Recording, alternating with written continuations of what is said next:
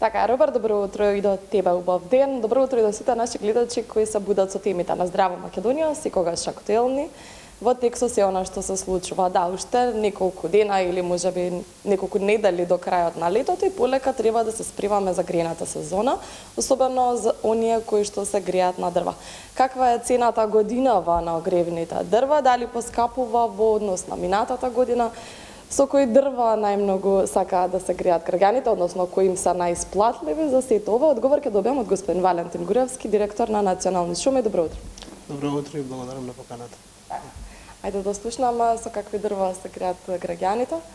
Какво е огревното дрво годинава, односно каква е цената на огревното дрво? Оваа година цената на огревното дрво во нашите складови и оно што излегува од кај нас е иста како и ланската година. Оваа година цената ќе остане иста, така да секој оној што купува од нашите складишта, цената на огревното дрво за дабот е 3000 денари, вклучен во таа цена е вклучено и ДДВ-то, а додека од приватните складови, оние кои се набавуваат од приватните складови, цената е поскапа.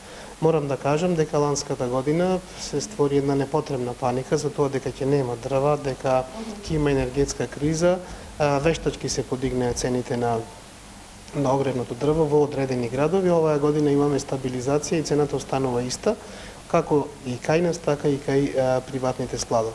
Најмногу граѓаните сакаат и користат даб и бука. Мислам дека некаде речиси е пола-напола потрошувачката или на едниот вид огревно дрво или на другиот вид, а разликата во цена е околу 100 денари. Дабот е поскап за 100 денари. Каква е побарувачката во однос на минатата година? Дали граѓаните се префрлаат повеќе во оваа грејна сезона со дрвата? Па мислам дека побарувачката е некаде иста, се работи за мали проценти плюс или минус во одредени градови во зависност од некакви движења кои ги има во одреден град, така да пак ќе речем нема потреба од никакви паники. Денови слушавме по одредени медиуми како ќе нема огревно дрво, ќе има недостиг, граѓаните нема да се снабдат, но исто како и лани, кога јас и Национални шуми упатувавме смирувачки тонови дека ќе има дрва и ќе добијат граѓаните, така и оваа година сите што уплатиле, оние што уплатиле преку нашите складови ќе ги добијат навреме дрвата, оние што уплатиле преку приватниците и сакаат преку нив да добијат дрва, односно има таква можност.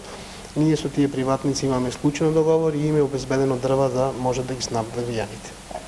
Да ме објасниме малку на гледачите за оние кои што прв пат годинава ќе се греат на дрва, како оди целата процедура, каде треба да се обратат, каде треба да уплатат, кого да побараат. Она што е преку нашите складови, ние како Национални шуми, постојат електронски апликации на нашата веб страна, можат да ги пополнат, а можат да се јават и директно во подружниците на Национални шуми. Национални шуми има 30 подружници во скоро сите градови низ државата и можат да се обратат таму и да побараат дали во моментот има огревно дрво и да му кажат цената и како треба да ги уплатат дрвата. Така да секаде во секој поголем град во која било подружница нека се јават и да прашаат дали имат дрва преку складовите на Национални шуми во таа подружница. Значи нема рок, туку едноставно важно е дали има во одреден град дрва или нема. Да, дали има на одреден град, дали имаме планови за сечење или производство на дрвата, дали можеме да го испорачаме. Доколку можеме да го испорачаме, нема никаков проблем да во секој момент да си порачаат дрва.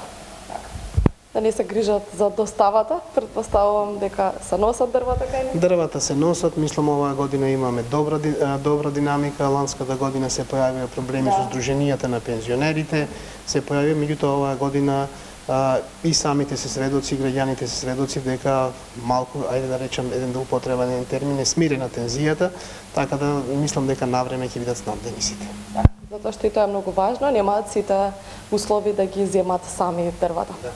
Каква е состојбата со дрва сечачите? Дали има доволно шумари?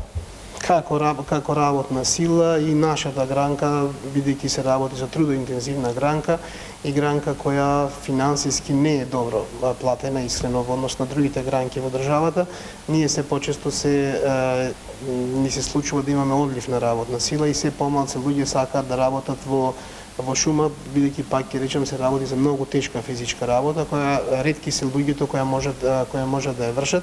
меѓутоа се снајдуваме со она што го имаме на пазарот, со она што го имаме како наши вработени и да употребам исто дека добро пливаме во овој период и се снајдуваме во тој дел. Да, бидејќи секоја година ист проблемот со дрвосечачите, па затоа и прашав каков е годинава, дали се намалува бројот, стагнира, има ли огласи можеби за дрвосечачи? Ние имавме во еден период на почетокот на годината на прием на шумски работници, околу 400 луѓе запосливме на ниво на држава. Значи, отприлика по негде десетина, пак ќе речем според подружниците, по десетина во секој град, тие луѓе си ја вршат својата работа и тоа се сезонски работници кои ние ги примаме до 31.12, меѓутоа се помал е бројот кои аплицираат на тие огласи, помала е желбата да се работи како дрвосекачи, како секачи, како дотурачи, исто имаме таму во шумата како шумски работници, така да тоа ќе биде проблем кој на долг рок бара некој друго решение. Така. Како се справувате пак со дрвократците, бидејќи тоа е секоја година проблем? Се разбира, се работи за актуелна тема која предизвикува многу штета, како на државата, така на животната околина, на економскиот стандард. Се работи за диви секачи кои сечат онаму каде што им е најблиско, онаму каде што им е најлесно и верувајте ги има на територијата на цела држава. Национални шуми има шумошуварска служба која е засилена со шумската полиција и најмногу со Министерството за внатрешни работи се обидува да биде ефективно на терен. Имаме одредени резултати во однос на заплената на бесправно посечено дрво. Се случува дневно да запленуваме десетици кубици на различни места во територијата, меѓутоа тоа е појава која бара поширока акција и која ќе трае, без разлика што ќе преземе државата, кој мислам дека секогаш ќе ја има. Доколку ја сведиме на минимални рамки, тоа ќе биде успех и за национални шуми и за Министерството за внатрешни работи и за шумската полиција. Тоа нека биде да напол граѓаните да се грижат за природата, да се грижат за шумите, да има се помал број на дрвократци, бидејќи летото е се уште пред нас, се случуваат и пожари, не дај Боже, да внимаваат кога престојуваат во шумите. Така е, ние пред 2-3 месеци, 2 месеци мислам, воведовме или побаравме од Министерството за земјоделие да прогласи делумна забрана во шума, за движење во шума. Ланската година мислам дека постигнавме добар резултат, на прак сме и оваа година така да ја завршиме.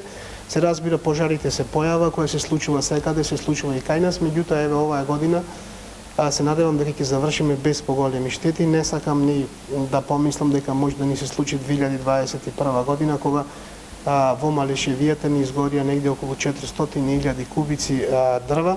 Тоа е огромна штета, која не е штета само во тој момент или финансиска за предпријатието, тоа е огромна штета за природата, која ќе се чувствува можеби во наредните 20 или 30 години во тој крај. Оваа година ја превршуваме добро, јас се надевам дека со есенските дождови со зимата ќе завршиме еве како досега, односно без поголеми шумски пожари и без поголема штета на шумскиот фонд. Се надеваме дека ќе биде така. Благодарам за разговорот и за сите информации до нашите граѓани. Ви благодарам за разговорот.